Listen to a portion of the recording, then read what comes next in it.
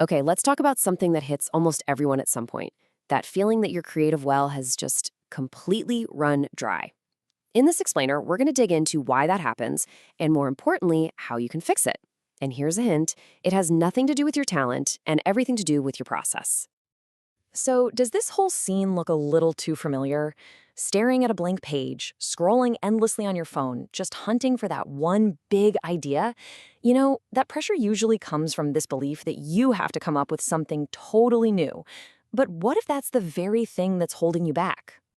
Here's the most important thing to get right away. This isn't a you problem, it's a how problem.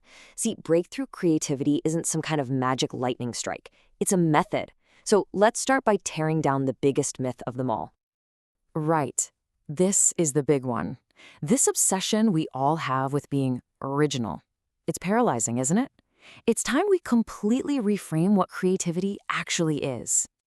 So often, we think of creativity as pure invention, like pulling a rabbit out of a hat, creating something from absolutely nothing. But the reality? It's all about connection. Seriously, nothing is created in a vacuum. Every single great movie or song or scientific breakthrough was built on something that already existed. The real magic happens when you take familiar pieces and combine them in a new, exciting way. So forget about waiting for that stroke of genius to hit you. Instead, start actively collecting your inspiration. I want you to start thinking of yourself less like an inventor and more like an architect. Your job isn't to create the bricks from scratch.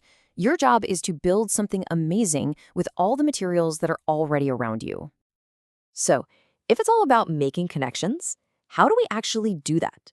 Well, our next pillar is going to feel a little strange, but it's incredibly powerful. To connect ideas, your brain needs something most of us are absolutely terrified of: boredom. Think about it. Your brain is just constantly bombarded with noise, right? But to think clearly, to make those new connections, it needs the exact opposite. It needs a little bit of quiet. Let's just try it for a second. You feel that? That silence? That's the whole point. We are so used to filling every single spare second with scrolling and podcasts and noise, but our brains need quiet, just like our bodies need sleep. Great ideas don't show up when you're trying to force them into a crowded mind. Nope. They arrive in those quiet moments, on a long walk, in the shower, when your mind is finally relaxed enough to just wander around and connect the dots.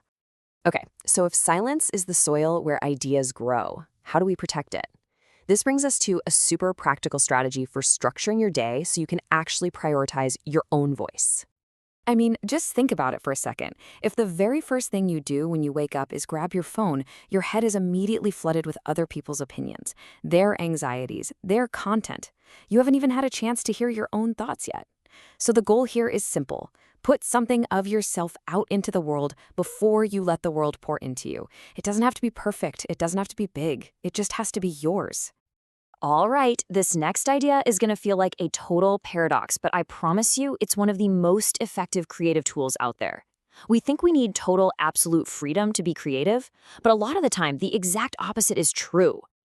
A blank page is terrifying, right? Because the options are literally infinite. But when you add a constraint, like a deadline, or a specific theme, or maybe a limited color palette, something amazing happens. Your brain stops being overwhelmed and it switches into problem-solving mode. Constraints don't trap your creativity. They give it a direction. They give it a puzzle to solve. Our final pillar really ties everything together. We've talked about creating space and protecting your energy.